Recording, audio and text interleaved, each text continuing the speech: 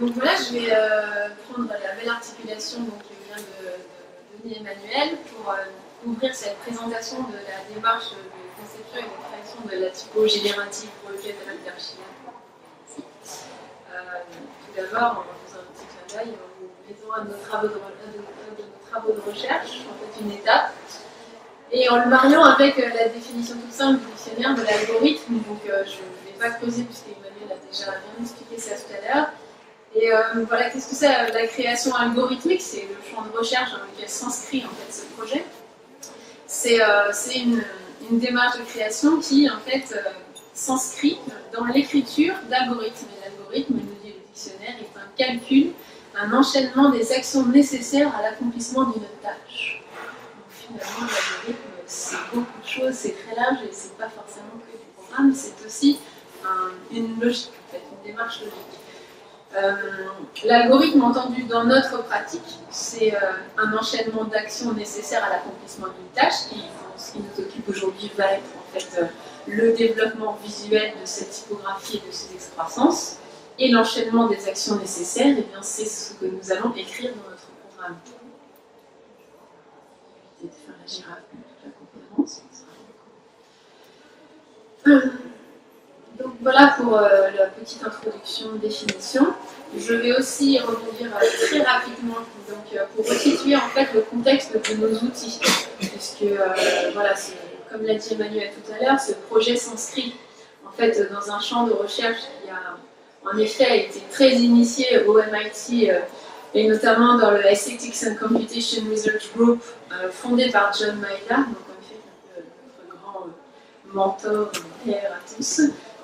Voilà, vous voyez là deux images du fameux Design by Numbers qu'Emmanuel a cité tout à l'heure, donc qui était à la fois un environnement de programmation créative et visuelle et un livre en fait qui était déjà un textbook, déjà un livre pédagogique. Donc dans en fait la mise en œuvre de l'environnement Design by Numbers qui va donner ensuite vie à Processing, il y a toute cette dimension en fait pédagogique. On est dans un univers open source qui va permettre en fait aux créateurs de s'en emparer et aussi aux enseignants et aux établissements d'enseignement de s'en emparer, de les inscrire dans des cursus. Donc il y a toute une dimension aussi d'auto-apprentissage, de partage, et ça se retrouve dans l'ADN du projet avec cette double création de Maeda qui était le livre et l'environnement. Donc Design by Numbers, 1999.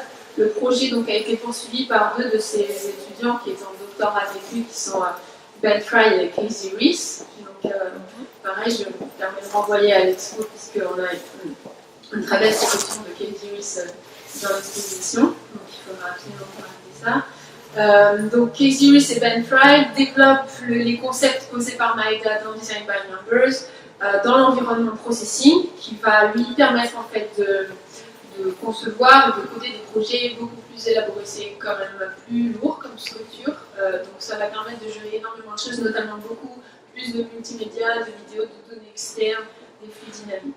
Donc voilà en termes d'outils, en fait, où on se situe, donc très rapidement, mais nous sommes dans un environnement de programmation. Donc souvent la question c'est, que ce soit ce projet-là ou d'autres, c'est mais tu as fait ça avec quel logiciel? En fait, je n'ai pas fait ça avec un logiciel, j'ai fait un logiciel. Oui, mais tu as fait ça avec quel logiciel? Avec Photoshop ou avec Premiere? Non, j'ai écrit un logiciel. Alors en fait, Processing, c'est pas, on n'a pas fait la typo avec Processing. Processing, c'est un environnement de programmation. Vous voyez là, Processing, vous le verrez tout à l'heure, je vous ferai une démo de l'algorithme du catalogue. C'est une fenêtre et dedans, on tape du code. C'est tout. Processing, c'est ça. C'est un environnement où on programme. On écrit un programme. Donc, par exemple, là, vous avez... J'ai emprunté à notre cher collègue du multimedialab.be deux très belles captures d'écran où, comme on fait pour écrire Hello World en Processing, voilà, nous avons un petit programme. Donc, quand on fait du code créatif, on écrit un programme et après on appuie sur Play et ça fait quelque chose. Donc, voilà les outils, l'environnement dans lequel on travaille. Il était très intéressant et indispensable pour moi de citer en fait trois personnes qui nous ont accompagnés au début du projet. Donc on a utilisé une extension de Processing qui s'appelle Geomertive, c'est une bibliothèque qui donne de nouvelles fonctionnalités. C'est la beauté aussi de cette communauté, c'est que, étant donné que ce sont des gens du design, de l'art qui utilisent Processing, souvent on a besoin de quelque chose d'un peu spécifique pour un projet, donc il y a quelqu'un qui va développer une bibliothèque. Par exemple là, Richard a développé cette bibliothèque Geomertive qui va nous permettre de travailler avec de la typographie. Processing ne le gérait pas de cette façon-là, et lui, il a écrit encore un programme en plus qu'on peut rajouter si on a envie de travailler avec de la typo. Donc ça a été vraiment très, très au cœur au début du projet. Et tout au début, et c'était un petit clin d'œil que j'avais envie de lui faire, c'est la première chose qu'on a fait, c'est qu'on a appris à expérimenter Geomertive avec une ressource que Marc, que vous verrez tout à l'heure, a publiée sur son site internet. Donc c'est vraiment l'esprit de la communauté où il va se passer un workshop, on va faire un workshop pour deux personnes dans un lieu, mais en fait tous les éléments sur le tutoriel vont être mis en ligne, et donc ça va servir à un autre groupe de créatifs 2 ans après qui vont faire le catalogue d'Archilab.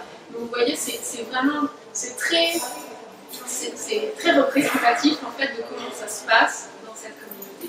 Et je cite aussi Yehoon Han, qui a beaucoup travaillé en fait au tout début avec Geomertive et qui a notamment fait un livre qui était sa thèse de master qui s'appelait Type and Code, et donc qui a vraiment défriché les choses au niveau de la typographie générative avec Processing. Alors, très très vite, juste pour préciser, parce que ça va être important pour comprendre comment ça fonctionne.